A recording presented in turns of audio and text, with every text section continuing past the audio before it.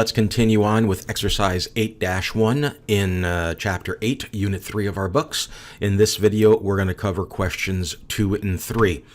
A reminder, we're still using the yield percent pyramid, and it works the way that we are used to or should be by now. If you're still not 100% sure, go back and review in your book exactly how the pyramid works. But if you have the values that are on top of each other in the pyramids, it's a division. If you have the bottom two values, in this case, the yield percent and the AP amount, you multiply the two and it'll give you the EP amount. So let's move on to question number 2.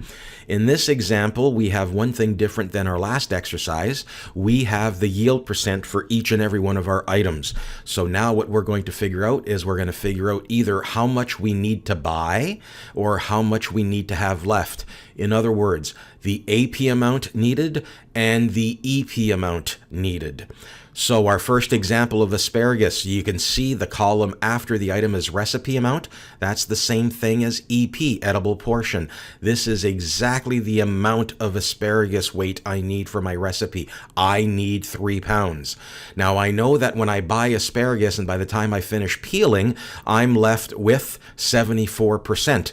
So how many pounds and ounces of asparagus do I have to buy to assure myself of having 3 pounds left for my recipe?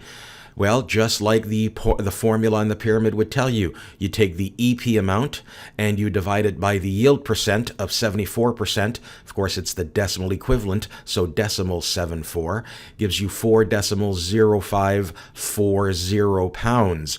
We need to convert that to the nearest ounce. So the no-brainer part, we have 4 whole pounds. Now we concern ourselves with a decimal 0540, and of course we multiply that by the relationship between ounces and pounds, which is 16. And as you can see right here, that's what we did. Decimal 0540 times 16 rounded to the nearest ounce gave us 4 ounces. So if we buy 4 pounds and 1 ounce, we'll be sure to have 3 pounds left for our recipe with a yield percent of 74%. Let's take a look at the avocado slices. We need 1.5 pounds and our yield percent is 75%. I'm going to convert that to its decimal equivalent. So 1.75, the EP amount, divided by decimal 5, the decimal equivalent of 75%, gives me 2 pounds, and that's rounded off to the nearest pound. So if I purchase 2 pounds of avocado slices, or avocados, by the time I finish getting my 75% yield, I will have my 1.5 pounds that the requirer needs. We're going down doing the same thing. 5.74 divided by decimal 70 or 70%. I need to buy 8.2 kilograms of bananas to assure myself of having 5.74 kilograms available for the recipe. Broccoli pieces, I need 2 pounds. My yield percent is 70%. 2 divided by decimal 70 and round it off to the nearest ounce. After I do what needs to be done, if I buy 2 pounds and 14 ounces, I will assure myself of getting the 2 pounds my recipe requires. I need 22.77 pounds of yams, and my yield percent is 80%. Need to round it off to the nearest half pound. So 22.77 divided by decimal 8 or decimal 80 gives me 28.4625 pounds. If I round that off to the nearest half pound, you can see that if I purchase 28.5 pounds, by the time I finish dealing with it, I will have the 22.77 pounds needed. Now let's look at it the other way. I have a 65% yield. I will purchase 8.5 kilograms. How much will I have left? Well, because the yield percent and the AP amount are at the bottom of the pyramid, we simply multiply the two. 8.5 times decimal 65, the decimal equivalent of 65%, gives me 5.525 kilograms, which rounded to 2 decimal places will leave me with 5.53 kilograms. So again, if I buy 8.5 kilograms at a 65% yield, I will be left with 5.53 kilograms.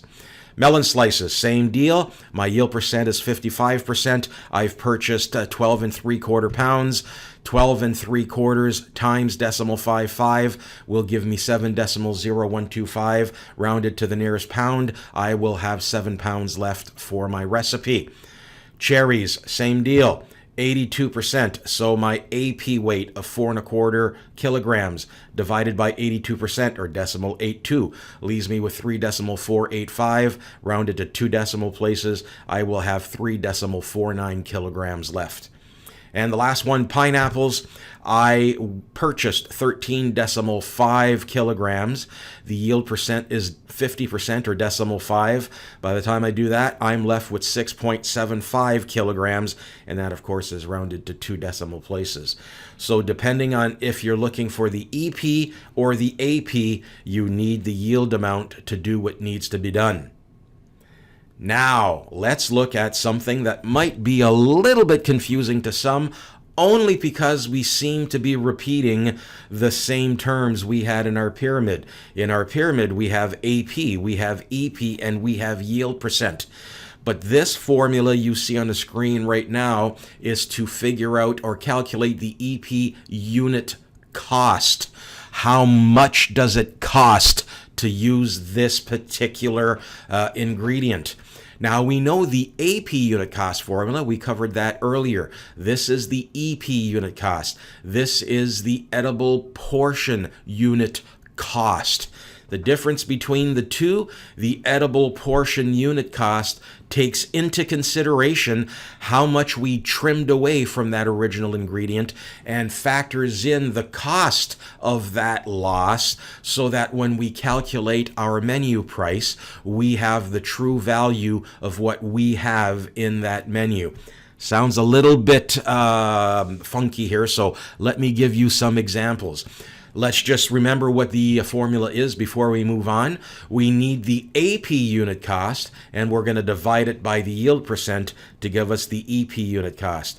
And again, these terms are the same for the pyramid and for this formula, except in the pyramid it's the EP portion, how much, the quantity of the ingredient.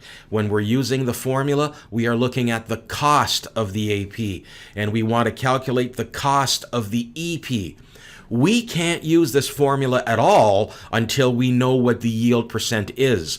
So sometimes we have to use the yield percent formula to calculate the yield percent so we can then calculate the EP unit cost. Okay, let's show you some examples. So again, here's our formula. The AP unit cost divided by the yield percent will give us the EP unit cost.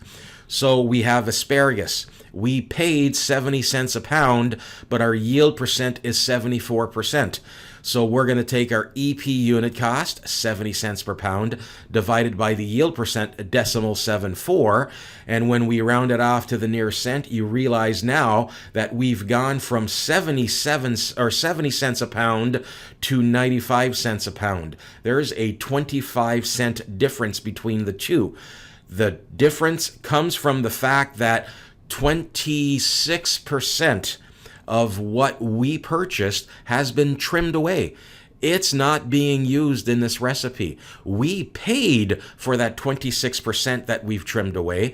So by calculating the EP unit cost, it now takes that cost into consideration. That's the difference between the AP cost and the EP cost.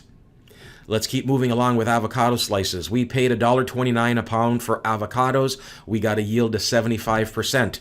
So $1.29 divided by 0.75. The EP unit cost is $1.72. You can see the vast difference here, and the difference is the value of the 25% of the avocados that we sliced and trimmed away that we're no longer using. So the extra cost is keeping that in mind and allowing us to factor into our selling price. Let's look at bananas, 82 cents per kilogram, 70% yield. So 82 cents divided by 70% or 0.7 or 0.70. You can see rounded to the nearest penny. We now have an EP unit cost of $1.17. A big jump, but 30% of what we paid for is gone. So that extra cost in the EP unit cost is taking that into consideration.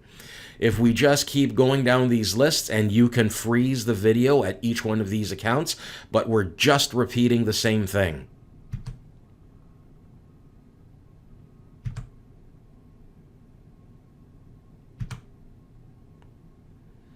So you can clearly see when we want the EP unit cost, when we're talking about money, we use the EP unit cost formula.